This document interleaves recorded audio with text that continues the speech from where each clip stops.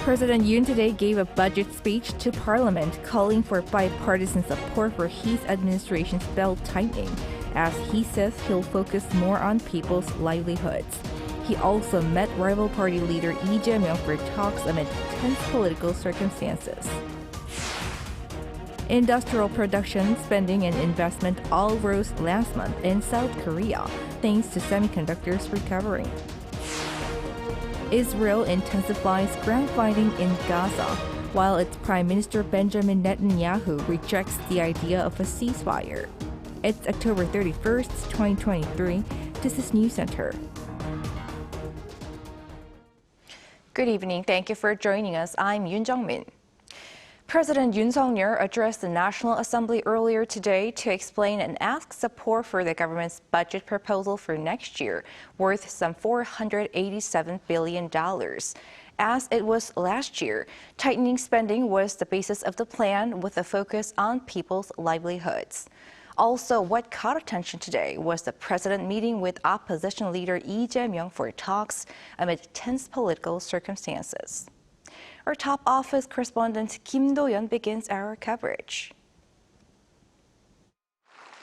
Fiscal soundness is the basis for the government's budget proposal for the year 2024, according to President Yoon Song-yeol on Tuesday at the National Assembly as he addressed the parliament. 건전 재정은 단순히 지출을 줄이는 것만이 아니고 국민의 혈세를 낭비 없이 적재적소에 효율적으로 쓰는 것입니다. 건전 재정은 대내적으로는 물가 안정에, 대외적으로는 국가 신인도를 유지하는 데 매우 중요할 뿐 아니라 미래 세대에게 감당하기 어려운 빚을 넘겨주지 않기 위한 것입니다. In fact, the whole budget, which stands at 657 trillion won or 487 billion US dollars, increased by 2.8% on year. That's the lowest increase since 2005. And Yoon explained the funds saved will be redirected to enhance the nation's core functions such as defense, rule of law, education, health, support for the vulnerable, and securing future growth engines. To be specific, 1.1 billion US dollars additionally allocated for basic living recipients with support for one-parent homes and multicultural children. He also took the opportunity to share his general agenda, saying all policies will prioritize stabilizing prices and improving people's livelihoods amid global uncertainties from conflicts in the Middle East and Ukraine. The word economy was mentioned 23 times in his 25-minute speech. The word reform also came up 14 times as he urged support for his three key reformation targets to the majority opposition floor, saying they're for the future of the country, including the critically low birth rate. 저출산이라는 어둠의 터널에서 빠져나오려면 미래 세대에게 희망을 주고 우리 사회의 지속 가능한 성장을 가능케 하는 경제, 사회 전반의 구조 개혁이 필요합니다. 이러한 연금 개혁, 노동 개혁, 교육 개혁을 위해 의원님들의 깊은 관심과 지원을 부탁드리겠습니다. Leading up to the speech, much attention was paid to Yoon's scheduled meeting with main opposition Democratic Party's dignitaries and Chairman Lee Jae-myung. A different scene compared to last year's budget speech when all 169 DP lawmakers boycotted it and no such meetings were held. Since I became the Speaker of the National Assembly, I believe this is the first time that the President, chairpersons from both ruling and opposition parties, and the floor leaders, as well as leaders of all branches of the government, have gathered in one place. That's why it seems many media outlets and citizens are paying close attention to our meeting today. Following the speech, Yoon also had a meeting and luncheon with committee chairs. There, he promised to reflect the words of lawmakers as he carries out policies. Kim Do-yeon, Arirang News. Findings for the month of September show Korea's industrial output, retail sales, and facility investment all gained on month thanks to semiconductors recovering. This likely have bolstered an overall sense of market optimism. Park Go-nu has more. South Korea's overall industrial production, spending, and investments all saw a jump in September. According to data released by Statistics Korea on Tuesday, the total industrial production increased 1.1% in September compared to the month before. This was mainly due to increased production in the mining and manufacturing sectors of 1.8% on month. As mining and manufacturing production increased by 3.1% in quarter 2 and 1.9% in the third quarter, it seems like a positive sign of recovery in the second half of the year compared to the first half. Although auto production plunged in September, chip production, including memory semiconductors, rose around 13% compared to August, driving growth in the industry. The service industry was also up by 0.4% due to rises in the wholesale and retail sector, while sports and leisure saw a drop. Retail sales, which is a key gauge of private spending, jumped on month, especially as sales of food and beverages and cosmetics increased. A Statistics Korea official said food and beverages saw an increase during the Chuseok holiday period. Infrastructure investment also saw an increase of over 8%, as investment in machinery and transportation equipment both jumped. Park Geonu, Arirang News. Samsung Electronics has made public its third quarter business report card, and it shows a remarkable operating profit compared to the previous quarters of this year, as the company trimmed losses in semiconductors and made profit in smartphones. Moon Hye-ryun reports. South Korean tech giant Samsung Electronics finally surpassed the trillion Korean won mark for its operating profits for the first time this year, despite a sluggish time for the chip sector. On Tuesday, the company reported an operating profit of just under 2.5 trillion won for the third quarter of the year, which at the current rate is around $1.86 billion. While this is more than a 77% drop compared to the same period last year, it's a vast improvement compared to the previous quarters this year. In the first quarter, the firm recorded an operating profit of just over 640 billion Korean won, or $475 million, followed by 668.5 billion Korean won, or $496 million. Sales in the third quarter fell by over 12% on year. These latest figures were mainly attributed to high performance in the mobile and display sector and a lower than expected deficit in the company's semiconductor division. Samsung's DS division, which deals with chips, reported that they were $2.78 billion in the red in the third quarter, marking the third quarter in a row that it has recorded a deficit. However, owing to the rising average sales price of DRAM chips, the deficit was around $445 million lower than the previous quarter. The latest figures released by Statistics Korea on the same day show that semiconductor production in South Korea jumped by nearly 13% on month in September, showing that demand for chips is continuing to improve and the firm can expect to continue its recovery in the final quarter of the year. Meanwhile, Samsung's MX division, made up of mobile communications and consumer electronics, patched up the losses made in the chip sector, with its foldable smartphones Galaxy Z Flip 5 and Fold 5, as well as wearable devices showing continued popularity. The display division also reported a large jump in profit with its small to medium-sized panels. Moon Hye-ryun, Arirang News. The Korean government is speeding up implementing follow-up measures to ensure that the second Middle East boom produces economic value that will benefit the country as a whole. That's according to Finance Minister Chu Kyung-ho on Tuesday as he presided over a related ministers' meeting. Chu added that the follow-up measures will be in 5 key areas, namely energy, infrastructure, new industries, exports, and investment. Some measures include storing 5.3 million barrels of Saudi crude oil by 2028 and cooperating to produce clean energy sources such as hydrogen. South Korea has so far won nearly $80 billion worth of contracts and deals in the Middle East. South Korea's terms of trade increased for the fourth month in a row in September, as import prices fell at a faster rate than export prices. According to the Bank of Korea on Tuesday, the country's net terms of trade index for goods rose by 4.5% compared to the same month last year, coming to 87.25. The index is an indicator of how much a country can buy in imports for every unit of its exports. The rise was attributed to the base effect of high oil prices last year. The drop in import prices at just under 10% when oil price settled was greater than the decline in export prices at just over 5%. But as oil prices rise with the ongoing conflict in the Middle East, watchers say this effect is predicted to wear off.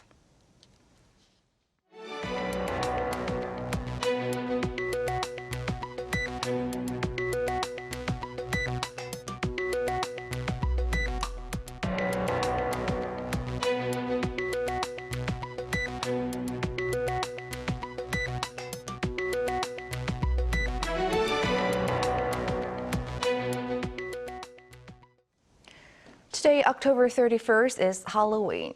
It's been a year since the deadly Halloween crowd crush in Itaewon.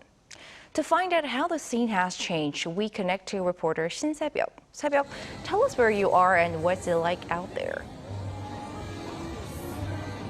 Jungmin, I am in Hongdae, one of the hottest and trendiest nightlife areas in Seoul. It's around 6:10 p.m. on the night of Halloween, and the streets are getting crowdier despite the fact that it's a Tuesday. The local authorities anticipated a bit of a crowd picking up at around 7 to 8 p.m. Despite being a weekday, Halloween appears to be calmer and quieter compared to previous year, especially when you think about the tragic incident in Itaewon last year when 159 lives were lost. I've had a chance to chat with a few people in Hongdae, and it's clear that the mood is different. Before the tragic accident last year, my friends used to suggest going out to places like Itaewon or Hongdae for Halloween. But now the whole let's go out vibe has really died down. I'm not too keen on heading out either. I see fewer people wearing Halloween costumes this year.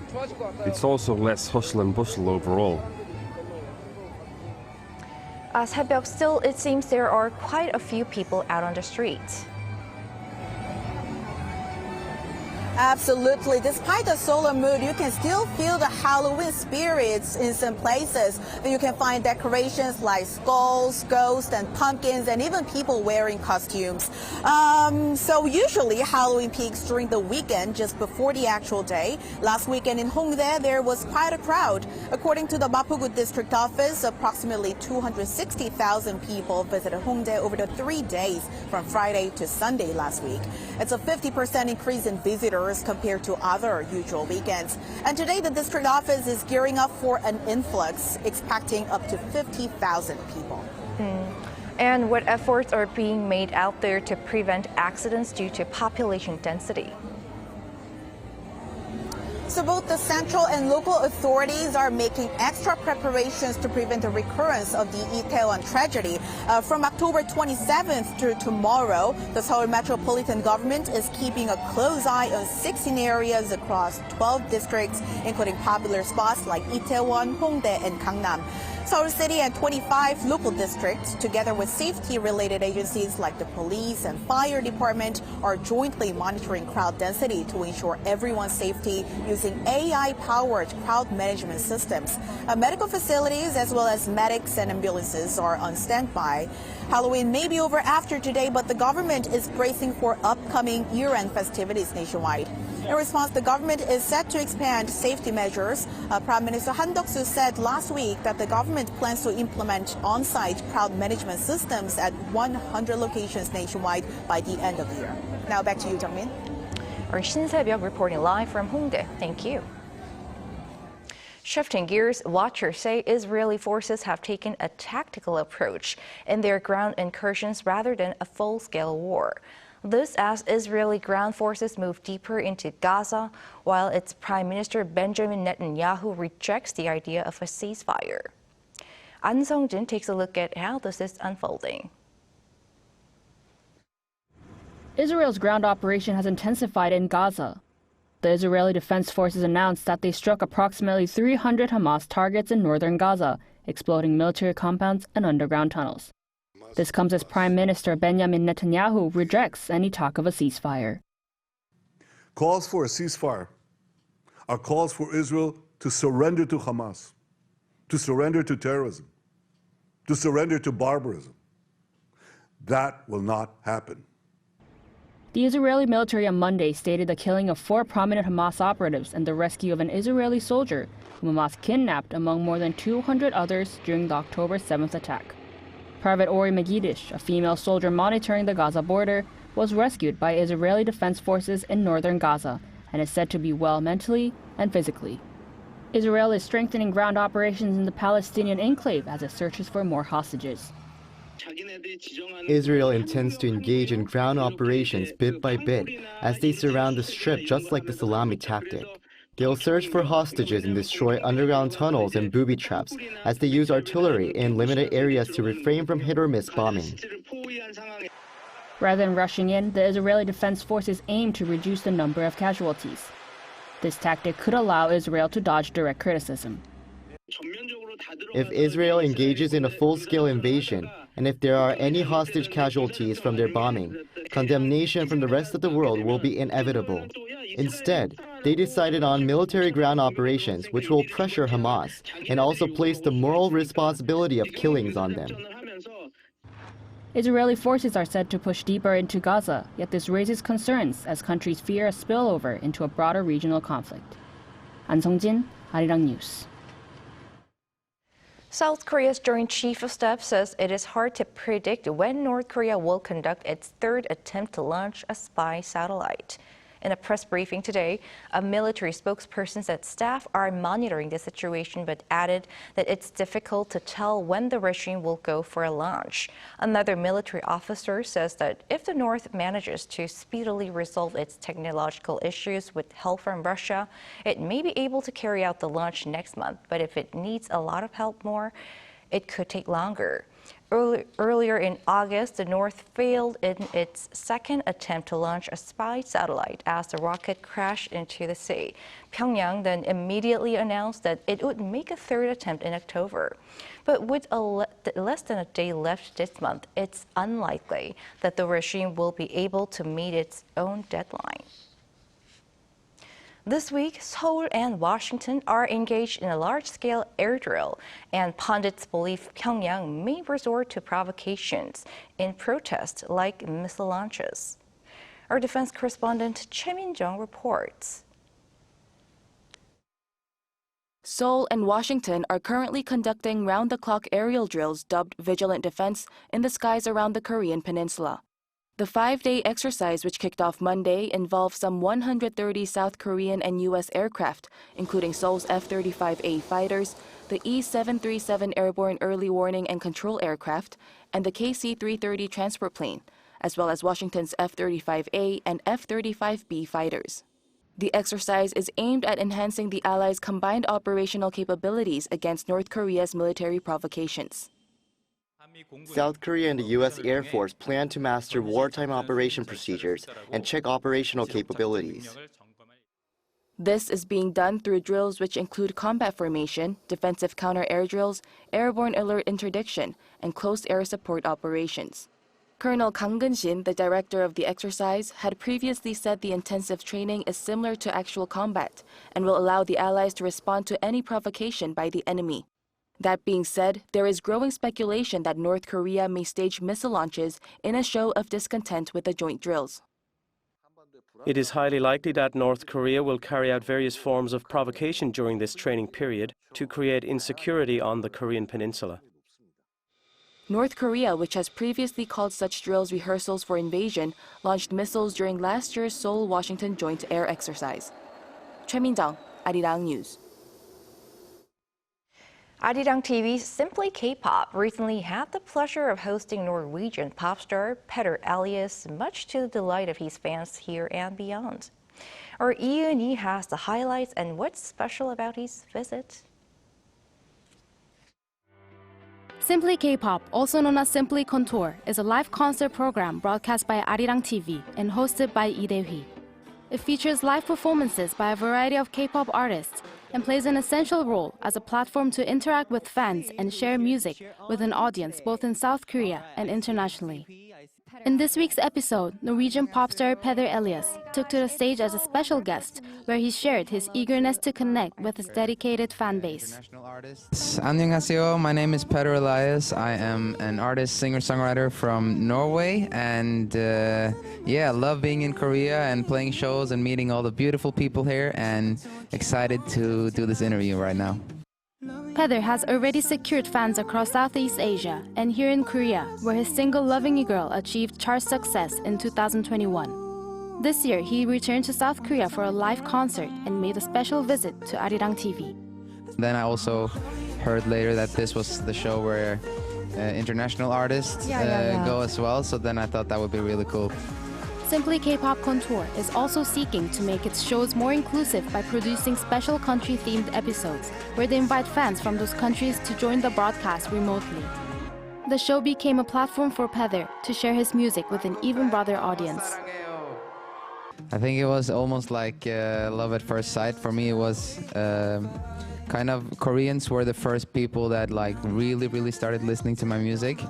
So therefore it was like natural kind of special bond because they changed a lot for me and gave me a lot of opportunities through like discovering first my song Bonfire and later lots of more songs.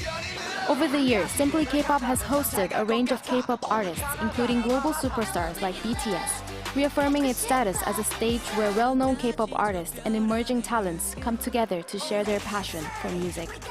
Hosted and subtitled in multiple languages, the show airs worldwide every Friday and is streamed on YouTube every other Monday. 이은희, Arirang News. The song 7 by BTS member Jungkook has set a record on Spotify for the shortest time to surpass 1 billion streams. It took the song 108 days from its release to reach the milestone on Monday. This is 4 days shorter than the previous record set by American singer-songwriter Miley Cyrus with her song Flowers. The song debuted at #1 on Spotify's global daily top songs chart back in July, making Jungkook the first K-pop solo artist to do so.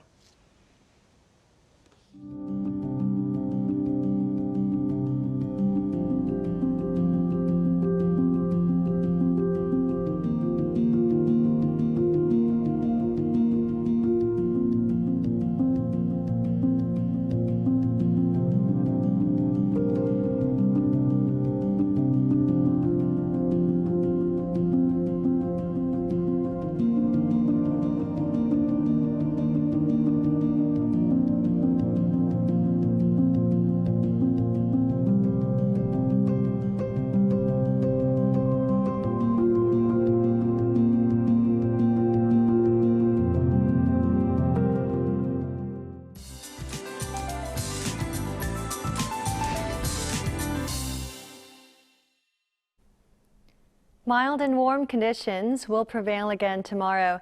Most regions will see both morning and daytime temperatures surpassing the seasonal average. Tomorrow, Seoul will see highs of 22 degrees Celsius, which is about 6 degrees higher than the seasonal norms. This moderately warm weather will continue for the next few days. The rise in temperatures will bring unstable atmospheric conditions. This will produce on and off showers for the morning hours across central parts of the country. As for the overall amount of rainfall, northern Gyeonggi-do and Gangwon-do provinces will see 5 to 30 millimeters. The capital region and the surrounding areas will only see about 5. Along with the rain, parts of coastal regions will have gusty winds following, so please be extra careful out on the roads. Morning temperatures in Seoul and Busan will start off at 15 degrees. Parts of central regions will see rain continuing into the daytime. As for the daily highs, Seoul will get up to 22 degrees, Daejeon 23, Daegu and Busan will reach 24 degrees. Another round of rain is in store on Friday for central regions, and they will spread nationwide thereafter. Temperatures will take a steep dive after the rain. It's all for now, and here are the weather conditions around the world.